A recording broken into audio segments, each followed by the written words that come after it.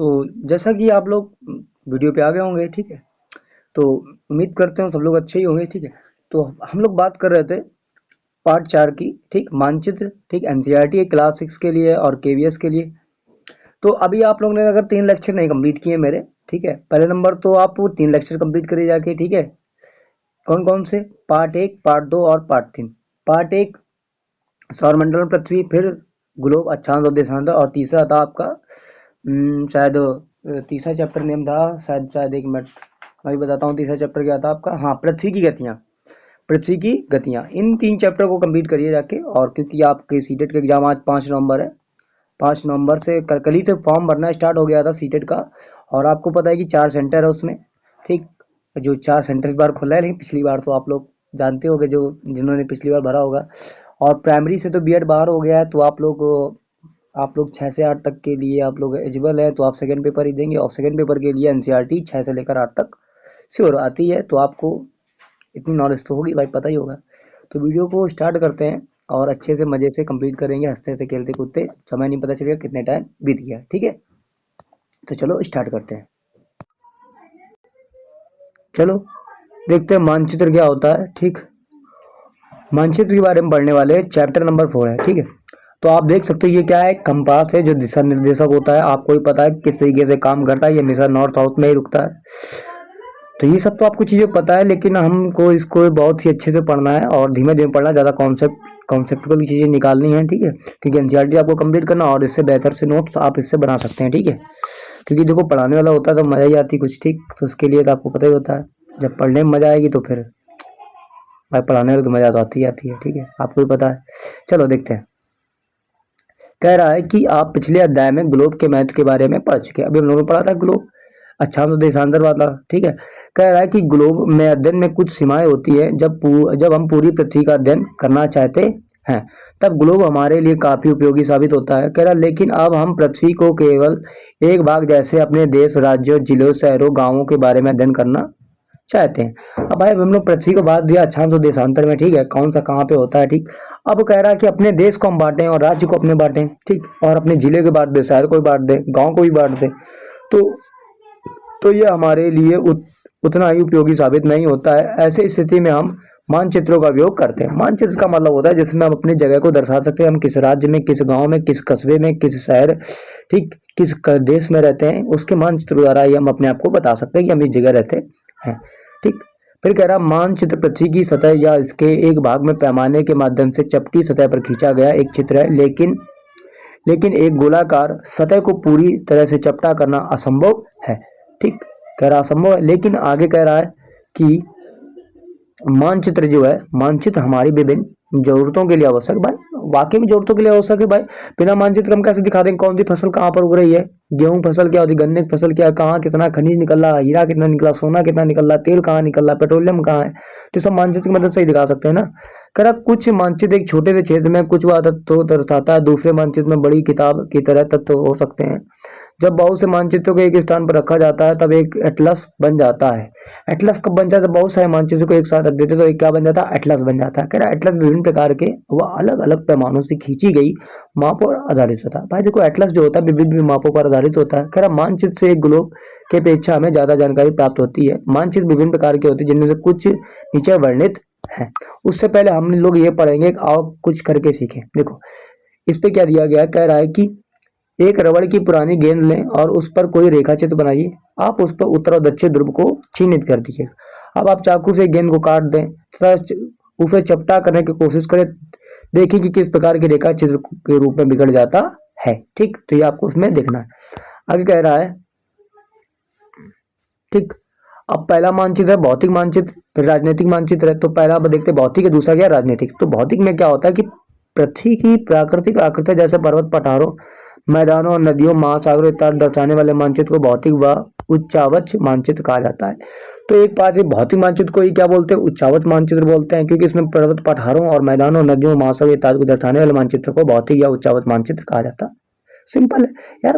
एक बात बताओ, पृथ्वी है, आकृतियां हैं, उनको कैसे दर्शाओगे भाई? पर्वत पठारों से नदियों दर्शाओगे ना, बहुत ही मानते फिजिकल जो होता है, जो दिखाई देते हैं। राजनीतिक का मतलब जो राज्य, नगरों, शहरों और गांवों और विश्व के विभिन्न देशों व राज्यों व उनकी सीमाओं को दर्शाने वाले मानचित्र को राजनीतिक मानचित्र कहा जाता है, ठीक।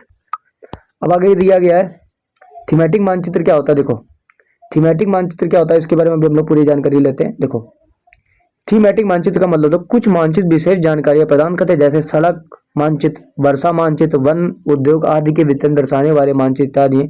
इस प्रकार मानचित्र को थीमेटिक मानचित्र कहा जाता है। इन मानचित्र में दी गई सूचना के आधार पर उनका उचित नामकरण किया जाता है। जैसे मानचित्र के 3 घटक होते हैं, दूरी, दिशा और प्रतीक। क्या होते हैं? दूरी, दिशा और प्रतीक होते हैं, जिनको थीमेटिक मानचित्र कहा जाता है।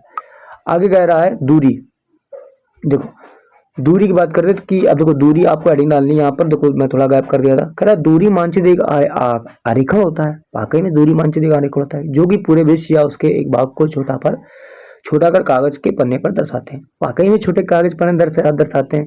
यह कह सकते हैं कि मानचित्र छोटे पैमाने पर खींचे जाते हैं, लेकिन इसे इतनी सावधानी से छोटा किया जाता है कि ताकि स्थानों के बीच की दूरियां वास्तविक रहें। यह तभी संभव हो सकता है जब कागज एक छोटी दूरी स्थल की बड़ी दूरी व्यक्त करती है। जैसे मान लो एक छोटे में हम लोग 50 सेंटीमीटर लिख देते हैं। अब 50 सेंटी लाइन खींचोगे कहाँ जाएगा? तुम्हारे कागज को पार कर जाएगा, लेकिन दिखाते तो है, मेजरमेंट करके दिखाते हैं ना, वही है। इसलिए इस उद्देश्य के लिए एक पैमाना चुना जाता है, जिसको पैमाना व स्थल वास्तविक दूरी व मानचित्र पर दिखाई दी गई बीच का अनुपात होता है। ठीक, जैसे उदाहरण के लिए आप मान लो आपके विद्यालय के अपने घर के बीच की दूरी 10 किलोमीटर है, जिसे मानचित्र 2 सेंटीमीटर दूरी से व्यक्त किया जा सकता है। इसका अभिप्राय है कि मानचित्र 1 सेंटीमीटर स्थल में 5 किलोमीटर दर्शाता है और 1 सेंटीमीटर और 5 किलोमीटर। इस पैमाने के किसी मानचित्र के लिए बहुत महत्वपूर्ण होता है। अगर आपको पैमाने की जानकारी है तो आप मानचित्र पर दिए गए किसी भी 2 स्थानों के बीच की दूरी का पता लगा सकते हैं। ठीक, वाकई में हम पता लगा सकते हैं। ठीक, कह रहा है बड़े बड़े क्षेत्रफल वाले भागों जैसे महाद्वीपों, देशों को कागज पर दिखाना होता है, हम लोग छोटे पैमाने का उपयोग करते हैं। उदाहरण के लिए मानचित्र पर 5 सेंटीमीटर स्थल के 5000 किलोमीटर दर्शाते हैं। इसके छोटे पैमाने वाला मानचित्र कहते हैं। कह रहा है जब एक छोटे क्षेत्रफल वाले भाग जैसे आप अपने गांव, शहर को कागज पर दिखाना होता है, तब हम बड़े पैमाने का उपयोग करते हैं। जैसे कि 500 मीटर की दूरी को मानचित्र 5 सेंटीमीटर दर्शाया गया। अब 1000 मीटर की दूरी को आप 10 सेंटीमीटर दर्शा सकते हैं। इस प्रकार मानचित्र को बड़े पैमाने वाला मानचित्र कहते हैं। कह रहा बड़े पैमाने मानचित्र को छोटे पैमाने मानचित्र की अपेक्षा अधिक जानकारी प्रदान करता है। वाकई प्रदान करता है। जैसे आप एक देखोगे ये आओ कुछ करके सीखे देखते हैं इसके बारे में। देखो इसके बारे में हम लोग पढ़ते हैं, ठीक है, ध्यान से। देखो कह रहा है कि एक पैमाना बना है, इसके उपयोग स्थानों के बीच की दूरी पैमानों में किया जाता है। उदाहरण के लिए कुछ कुआं व वृक्ष बीच की दूरी 5 सेंटीमीटर है। इसका मतलब है कि वास्तविक दूरी 50 मीटर है। अब एक पोस्ट ऑफिस ए व करीमगढ़ ई बीच की दूरी 12 सेंटीमीटर है। इसका मतलब कुल दूरी कितनी है? 120 मीटर है। कह रहा लेकिन आप एक पक्षी की तरह उड़कर सीधे ई से ई पर नहीं जा सकते हैं, इसके लिए सड़क पर चलना होगा। अब हम लोग पैदल तय की जाने वाली दूरी ई से सी, उसके बाद सी से एम से बी से ए मापते हैं। सभी दूरियों को जोड़ देते हैं, करीम के घर में पोस्ट ऑफिस की कुल दूरी होगी। ठीक, तो हम लोग भी इसी तरीके से निकालते हैं। ठीक,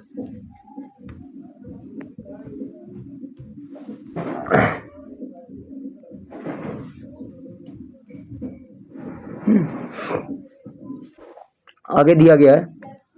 ठीक, आगे देखो इस तरीके से। अब ये मान लो, ये देखो ये जो दुकानें हैं, ये आपको समझाने का तरीका है कि ये पोस्ट ऑफिस है, ठीक, सामुदायिक केंद्र है, पेड़ है, खेल के मैदान है और ये कुआं है। तो आपको इस तरीके से आपको डिस्टेंस निकालनी है। ये विद्यालय है, विकास का घर है, शीला घर है, करीम का घर है, फलोद्यान है। टोटल 1 सेंटीमीटर और 10 मीटर ले लिया उसने। तो इस तरीके से आप माप सकते हैं, लेकिन इतना नहीं पूछा जाएगा। अब देखो दिशा बात करते हैं। डायरेक्शन क्या होती है? तो डायरेक्शन को होता है पूरब, पश्चिम, उत्तर, दक्षिण। ठीक, उत्तर पूर्व, दक्षिण पूर्व, उत्तर पश्चिम और दक्षिण पश्चिम। ये हम लोग पिछली क्लास में डिस्कस कर चुके हैं। अब हम बात करते हैं दिशा के बारे में। कह रहा अधिकतर मानचित्र में, ठीक, देखो ध्यान से, कह रहा अधिकतर मानचित्र में ऊपर दाहिने तरफ तीर का निशान बना होता है। इसके ऊपर अक्षर उत्तर लिखा होता है। यह तीर का निशान उत्तर दिशा को दर्शाता है। इसे उत्तर रेखा कहा जाता है। जब आप उत्तर के बारे में जानते हैं तब आप दूसरी दिशाओं में पूर्व, पश्चिम तथा दक्षिण के बारे में पता लगा सकते हैं। ठीक, कह रहा चित्र 4.2 में 4 मुख्य दिशाओं उत्तर, दक्षिण व पूर्व, पश्चिम को दिखाया गया है। वे प्रधान दिग्बिंदु कहे जाते हैं। बीच की 4 दिशाएं होती है, उत्तर पूर्व और दक्षिण पूर्व और दक्षिण पश्चिम और उत्तर पूर्व और उत्तर पश्चिम की बीच वाली दिशाओं की मदद से किसी भी स्थान का सही स्थान लगाया जाता है। देखो आपको डायरेक्शन याद करना, ठीक है।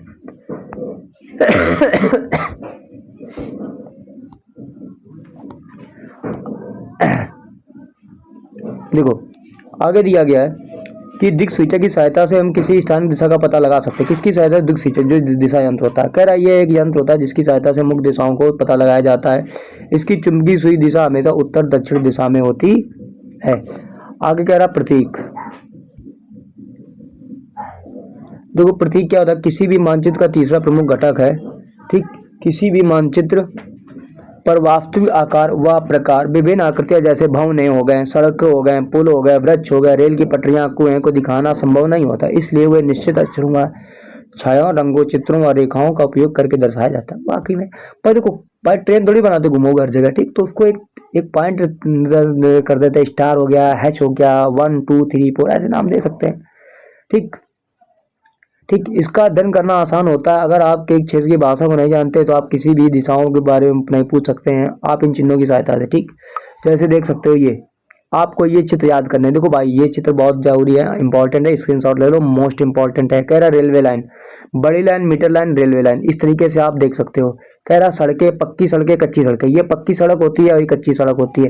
देखो बड़ी लाइन, देखो रेलवे लाइन में बड़ी लाइन ये होती है और मीटर लाइन ये वाली होती है नापने वाली, और रेलवे स्टेशन जो इस तरीके डब्बे वाले बने होते हैं। सीमा अंतर्राष्ट्रीय होती है इस तरीके से, राज्य होती है इस तरीके से, और जिला होता है इस तरीके से। ठीक, नदी, कुआं, तालाब, नहर, पुल। देखो नदी, कुआं, तालाब, नहर, पुल। ठीक, मंदिर, गिरजाघर, मस्जिद, छतरी। तो मंदिर, गिरजाघर, मस्जिद, छतरी। Post office, post Telegram, post police, PO, PTO, PS. बस्ती और कब्रिस्तान, बस्ती हो गया, कब्रिस्तान ये बना। पेड़, घास, पेड़ ये हो गया, घास ये हो गया। ठीक, तो इस तरीके से आपको बनाना आना चाहिए। ठीक, कह रहा मानचित्र से जानकारी प्राप्त कर सकते हैं। मानचित्रों की इन विश्वव्यापी भाषा होती है जिसे आप आसानी से समझ सकते हैं। इन प्रतीकों का उपयोग कर संबंध में अंतर्राष्ट्रीय सहमति, ये रूल, क्या लिखा ये रूल, हाँ रूल प्रतीक कहे जाते हैं। देखो अब देख लो जैसे ये, तो देख सकते हो ये बसंतपुर। अब ये देखो बसंतपुर भाई, देखो किस डायरेक्शन बना है आप देख सकते हो। ये रेलवे लाइन भी है, पटरियां भी हैं, पेड़ पौधे भी हैं, सुंदर नगर भी है। ठीक, डायरेक्शन को शो कर रहे हैं। ठीक, विद्यालय भी है, और ये देखो मस्जिद को शो कर रहा है, मंदिर को शो कर रहा है, ये पोस्ट ऑफिस को शो कर रहा है। ठीक ठीक, सुंदरपुर गाँव के आसपास के क्षेत्र। तो इस तरीके से आप बता सकते हैं ना उनको। ठीक है ना। कह रहा विभिन्न रंगों का उपयोग भी इसी उद्देश्य से किया जाता है। उदाहरण के लिए समानता नीले रंग का इस्तेमाल जलाशयों, भूरा रंग पर्वतों, टीलों रंग पठारों, हरा रंग मैदान दर्शाने के लिए किया जाता है। ठीक है। ठीक, अब आगे रेखा चित्र की बात करते हैं। ठीक है, तो रेखा चित्र की बात करने से पहले आप लोग को ध्यान में देखना होगा किस तरीके से होता है रेखा चित्र। ठीक, देखो ध्यान से। कह रहा रेखा चित्र एक आरेखन है जो पैमाने पर आधारित न होकर यथासत्स्थ स्थानीय प्रेक्षण पर आधारित होता है। कह रहा कभी कभी क्षेत्र के कच्चे आरेखन की आवश्यकता वहां के एक स्थान को दूसरे स्थान तक सफेद दिखाने के लिए किया जाता है। मान लीजिए आप अपने मित्र के घर जाना चाहते हैं लेकिन आपको रास्ते की जानकारी नहीं है। आपका मित्र आपके घर के रास्ते को बताने के लिए कच्चा आरेखन बना सकता है। इस प्रकार कच्चे आरेखन को बिना पैमाने की सहायता से खींचा, जिसको रेखा चित्र मानचित्र कहते हैं। देखो रेखा चित्र मानचित्र का मतलब होता है कि भाई कोई भी स्केल नहीं लियो भाई, आपने डायरेक्शन को शो कर दिया, भैया इस तरीके से आ जाना, ये हमारा घर है, आपने उसको मैप बना के दिखा दिया। ठीक, तो इस तरीके से आप होशियार हैं। आगे दिया गया है खाका। देखो कह रहा खाका क्या होता है। खाका एक छोटे से क्षेत्र का बड़े पैमाना पर खींचा गया रेखा चित्र खाका कहा जाता है। एक छोटे क्षेत्र का बड़ा पैमाना, ठीक, इसको रेखा चित्र खाका कहा जाता है। एक बड़े पैमाने वाले मानचित्र से बहुत सी जानकारियां प्राप्त होती है, लेकिन कुछ ऐसी चीजें होती है जिन्हें हम कभी कभी जानना चाहते हैं, जैसे किसी कमरे की लंबाई चौड़ाई जिसे मानचित्र में नहीं दिखाया जा सकता है। उस समय हम लोग बड़े पैमाने वाले एक रेखा चित्र खींच सकते हैं जिसे खाका कहा जा सकता है। कह रहा आओ करके सीखें। देखो कह रहा है स्कूल भवन एनसीईआरटी वेब पोर्टल देखें। इस पोर्टल में उपलब्ध सैटेलाइट चित्रों में अपने आसपास पड़ोस के मानचित्र को भी ऑनलाइन बनाएं। अब देखो ये जो हमारे क्वेश्चन है, देखो इस तरीके से कह रहा वृक्षों का विवरण दिखाने वाले मानचित्र कौन से होते हैं। थीमेटिक मानचित्र। ठीक, नीले रंग का इस्तेमाल दिखाने के लिए किसका प्रयोग करते हैं, जलाशयों का। ठीक, जलाशय से नीले रंग का दिखाया जाता है। आगे कह रहा है दिक्सूचक का उपयोग क्या होता है, दूरी मापने वाला या मुख्य दिशा को पता लगाना, मुख्य दिशा को पता लगाना। कह रहा पैमाना क्या होता है, आवश्यक मानचित्र के लिए या रेखाचित्र के लिए, पैमाना मानचित्र के लिए, रेखाचित्र के लिए या वैसे मानचित्र के लिए शायद पढ़ा था हम लोगों ने, से देख लेना, कंफर्म नहीं है, ठीक है, एक बार थोड़ा सा पढ़ लेना, ठीक है, अच्छे से। और देखो ज़्यादा टाइम नहीं लगा, ठीक है, और वीडियो को हमने एंड कर लिया। वैसे आप लोगों को भागे नहीं, देखो भागे नहीं ज़्यादा, ये मेरी बात सुनिए, देखो मेरी बात सुनो।